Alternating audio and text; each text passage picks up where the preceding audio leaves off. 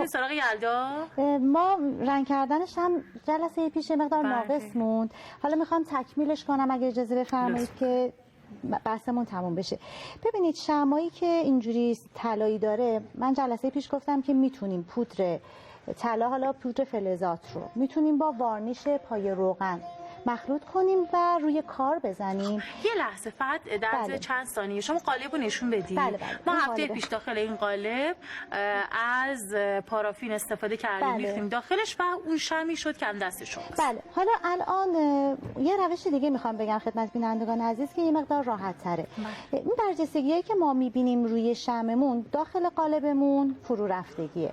اگر بخوایم از پودر فلزات استفاده بکنیم میتونیم پودری که با هیچ قاطیش نکردیم، یعنی پودر خالص رو خیلی خیلی کم این منافذی که داریم، یعنی الان ما این شب یلدا رو میتونیم داخل قالبمون یه مقداری با همین پودر طلایی بکنیم، البته خیلی کم، نه اینقدر که موقعی که ما پارافین رو میریزیم پخش بشه و قاطی پارافینمون بشه.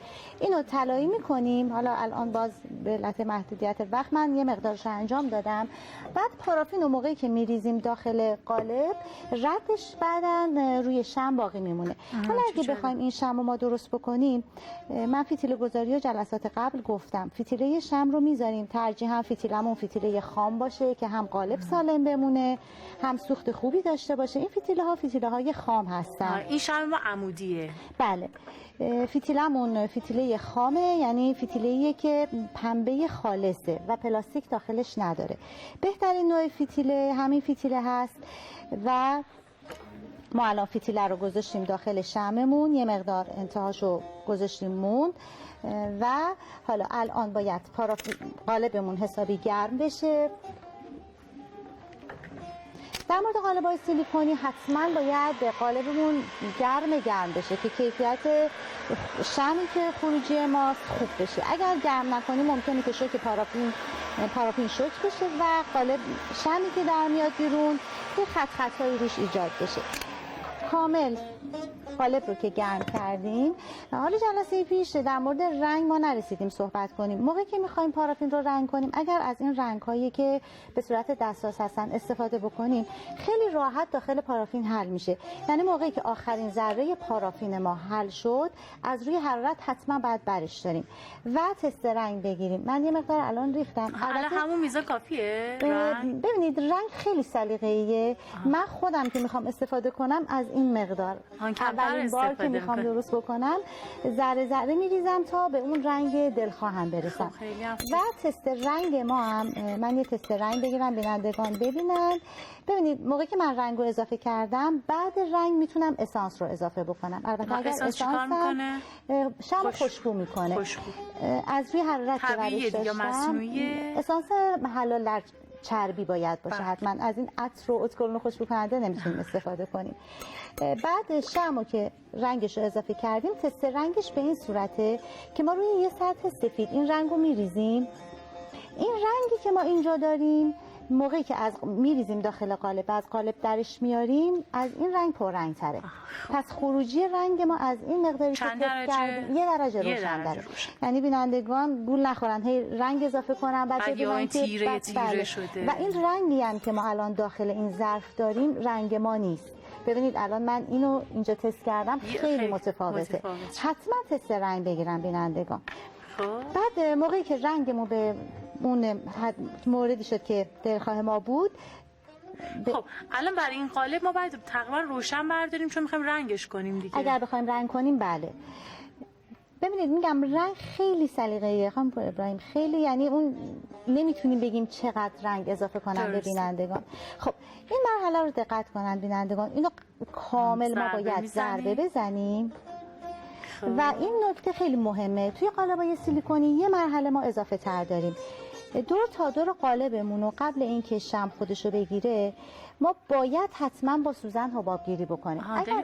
بله اینو ما میکشیم دور قالبمون. البته الان یه مقدار دمای پارافین پایین اومده و این یه ذره خودشو گرفته. بله. خب یه چیزی فقط دور تا دورش یا نه اون زیرش و اون حفره‌های برجسته‌اش همه رو این کارو انجام میدیم. ولی الان چون ما داخلش پودر طلا زدیم استثناء این کارو انجام چون قاطی میشه رنگ. بله. ولی اگر ما ما ساده می‌خواستیم از این شمع استفاده کنیم و بیرون می‌خواستیم رنگش بکنیم، داخل اون منافذ هم حتما ما باید هر برجستگی که داریم باید این کار رو انجام بدیم. اگر این کار نکنیم موقعی که شمع از قالب در میاریم می‌بینیم که سوراخ مونده روش.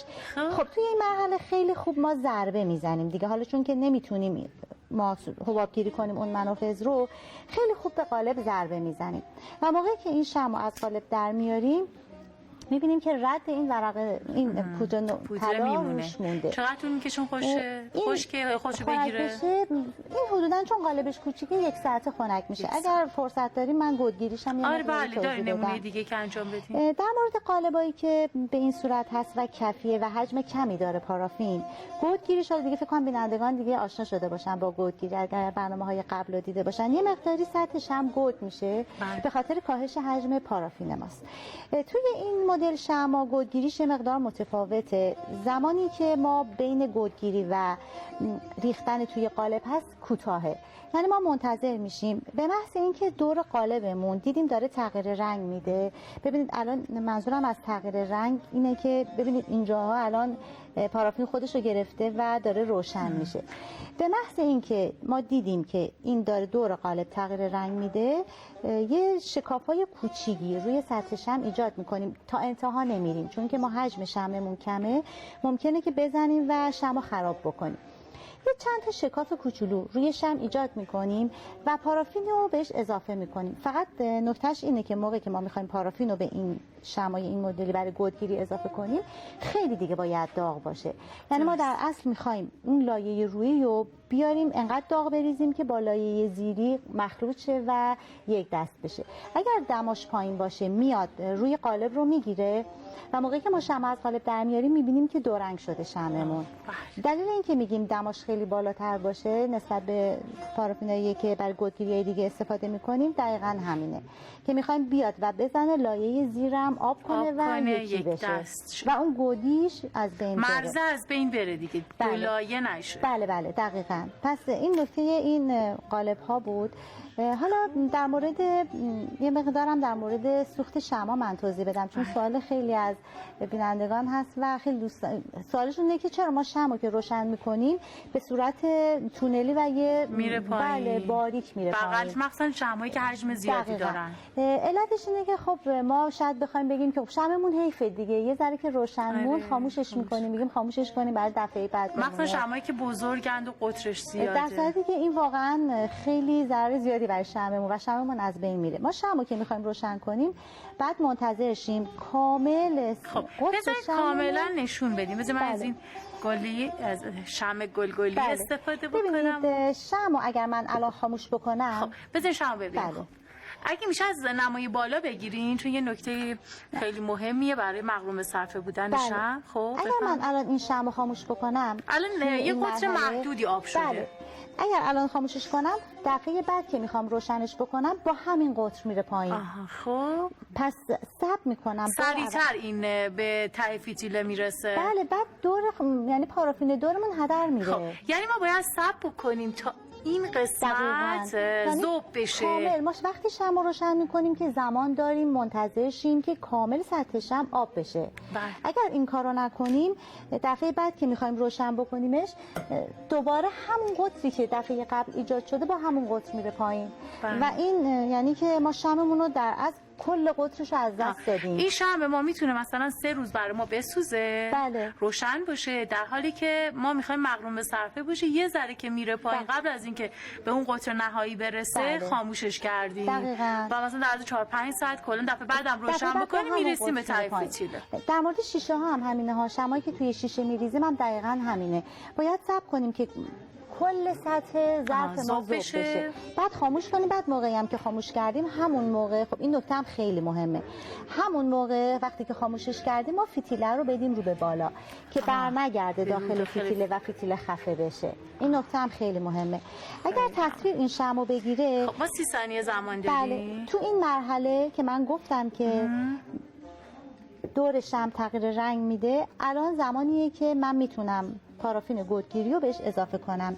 منظورم این بود از این شیارایی که میدم، ولی یه ذرم اینو من سوزن زدم که شیار ایجاد بشه و پارافین به داخل نفوذ بکنه. پارافین خیلی داغ میریزیم که اون مرزم ایجاد نشه.